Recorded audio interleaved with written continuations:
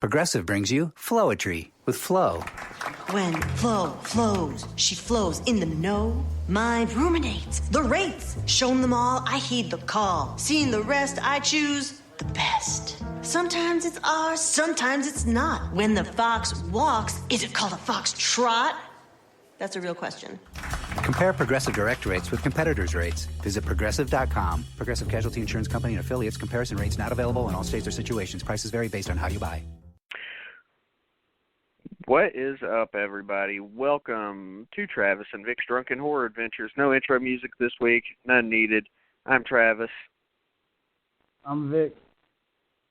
And I'm fucking sober. I know it's disappointing to everybody, but it's the truth. Last week I got so drunk, Vic, I was falling asleep on the show. Oh, wow. It was rough. That's awesome. Good thing I had the pre-recorded interview to fall back on. Oh, yeah, man. I was just obliterated. Sitting there falling asleep, it was rough. But this week we're talking about how'd that show go? It was good. Well, my part was probably shitty, but the interview was fun. That's all that matters, I guess. Yeah. So anyway, this week we're doing a little throwback to the 80s as we go back to 1983 for Sleepaway Camp. And Vic, this one's been a long time coming. Probably, one that's been anticipated.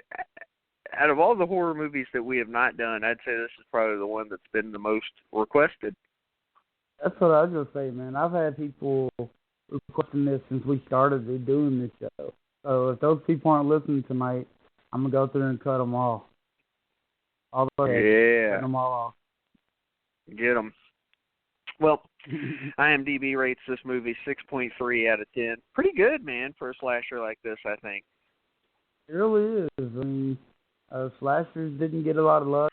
Usually the first one out of a series got the love, which is what this is, so maybe that's why. Maybe. I mean, this actually is 0.2 below The Burning, 0.1 above The Prowler, 0.4 above Silent Night, Deadly Night, 0.2 below Maniac. So, I mean, it's 0.9 above Prom Night. Good for them. All right. Yeah. So anyway, this movie came out in 1983. It stars Felissa Rose, who we love, as Angela Baker. Jonathan Tiersten as Ricky, her cousin, and I could go through the rest of the cast, but I just don't really give a shit. It was directed by Robert Hiltzik, and it was written by Robert Hiltzik. And if you listen to the commentary, well, he's on there, and he's a pretty cool dude.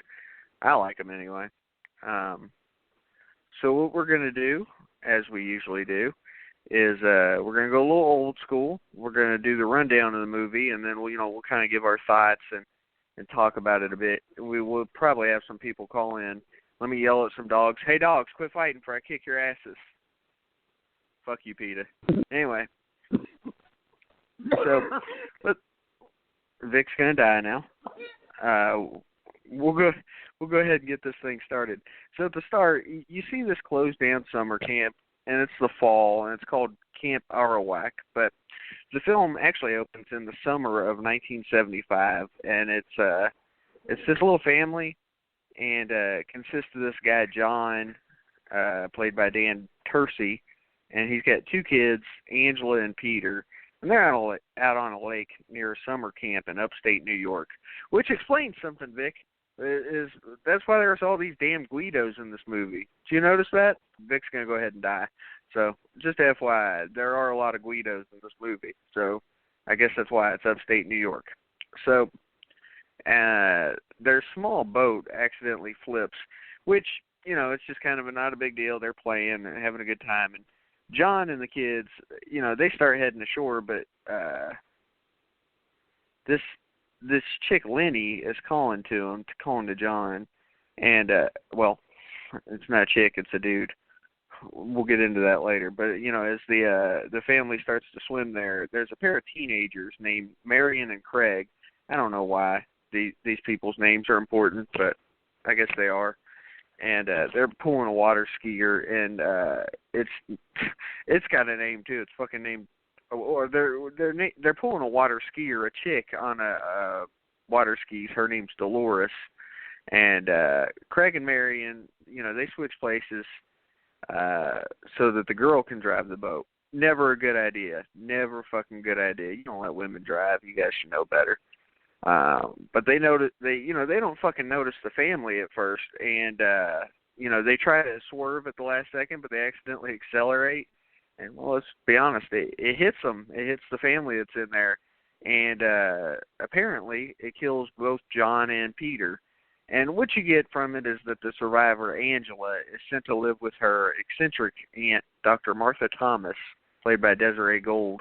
And by the way, for anybody who's heard the commentary, the director said something like, she may not have been too far from the real person who played her. So that was probably one odd chick. And Vic, the chick who plays the mom of the aunt of these characters, and the mom of Ricky, she is one weird bitch. I just have to say that. What do you think? If you can chime in. Well, can't chime in. All right. I'll go solo as usual. So, we get 8 years after John and Peter's deaths. Angela, she's 14 now, of course, played by Felissa Rose. And then you've got Ricky, who's 15, played by Jonathan Tiersten. They're both sent to Camp Arawak by crazy bitch Martha, who reminds them, don't tell anybody who got the signatures or how they got the signatures for the physical exams. And this is where she, mentions that she's a doctor, but it'd be frowned upon. And you wonder why this matters. You just figure that, she's trying to get away with, I don't know, not paying a doctor. I mean, there's really no explanation at this point. Later on there will be, but for now, not so much. So the buses arrive at the camp, and Artie, the fucking creepy head cook, played by Owen Hughes, it's fucked up. This buses get here, and he starts admiring the kids, and he doesn't even care in front of the other coworkers. He's like, where I come, we call them baldies, and I'm like, Jesus. Okay, so Vic's back on. Vic, is the chick at the start, the aunt, is she the creepiest bitch ever? I would say that is a pretty fair assumption. Well, the creepiest male ever was this guy who might as well be John, the guy that's like perving on the little kids when they get there. Yeah, he's like my favorite person in the whole movie. He's so fucking creepy, dude. He's just like, we call them baldies. And he's telling this old black guy, he's like, the only reason they're too young for you is because you're too old. He's like, no such thing as too young. And he subscribes to that. If they're what kind of backlash this character got back in the 80s? Probably not that much. Nobody gave a shit back then. Maybe. He probably got if you did it now, this movie wouldn't even be able to be made, to be honest with you. Everybody's ultra sensitive now. But that's the cool thing about this series is they don't give a shit. They'll play the stereotypes. They'll do all the wrong things. They'll kill the kids. They don't care.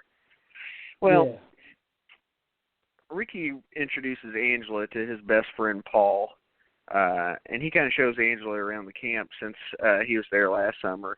And Angela is pretty much a damn mute up to this point. She didn't talk back to Paul, and she kind of backs away after they finish the tour.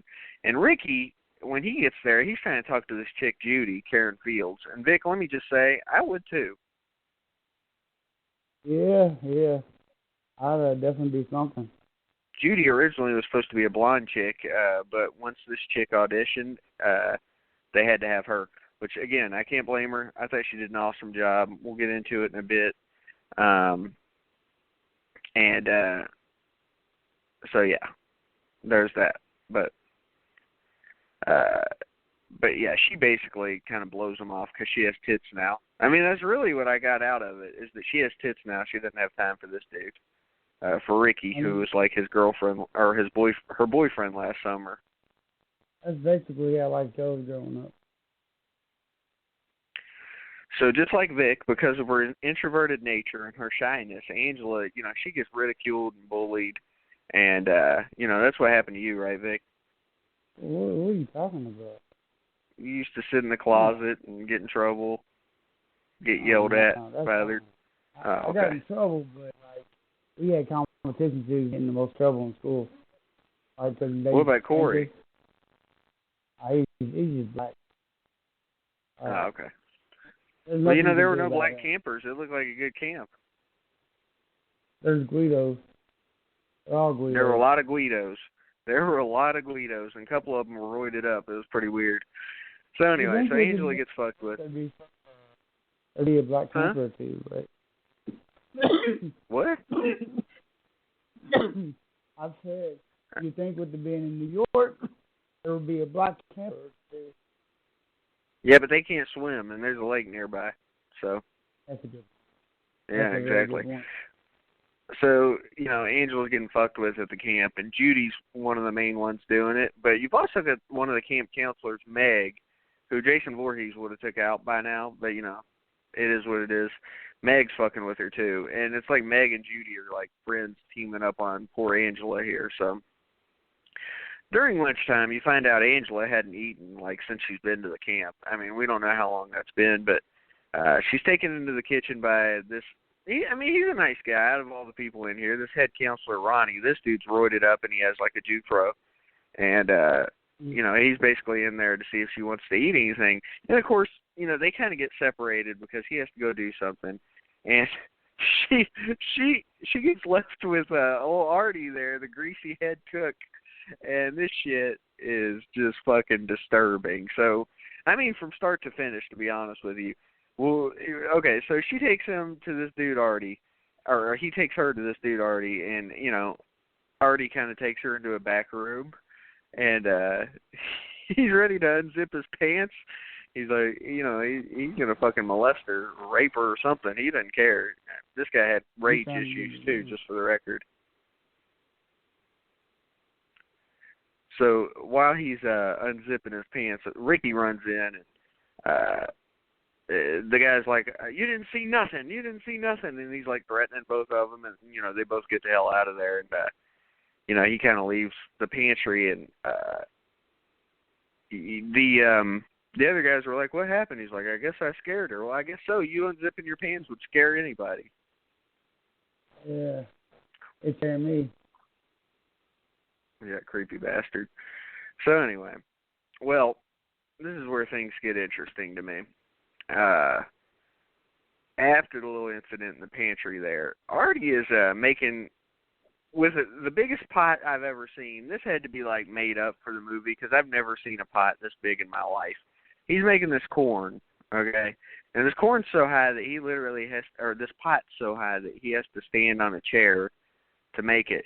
So, he's boiling this corn, throwing salt in it angrily, and, so, he's, like I said, he's making this, and he's standing on this chair, and you get a scene of, like, somebody kind of messing with the chair, right? And basically it's kind of a little cat and mouse thing, but he can't really do anything because if he moves, he's going to tip the boiling water over on him. Well, basically what happens is he gets pulled off the chair, and on his way down he grabs onto the pot of water because he didn't really have anything else to grab, and on the way down the boiling water goes on him and it spills over most of his body. And Vic, let me get back to something real quick, to the boating scene from the start. It was really realistic, I thought, because of the girl that was screaming. I thought that made that so realistic, where there was like, somebody help him, and she just freaking out. I didn't think it was cheesy or corny at all. Do you know what I'm talking about? Yeah. The skier girl just going nuts? Yep. It was pretty awesome.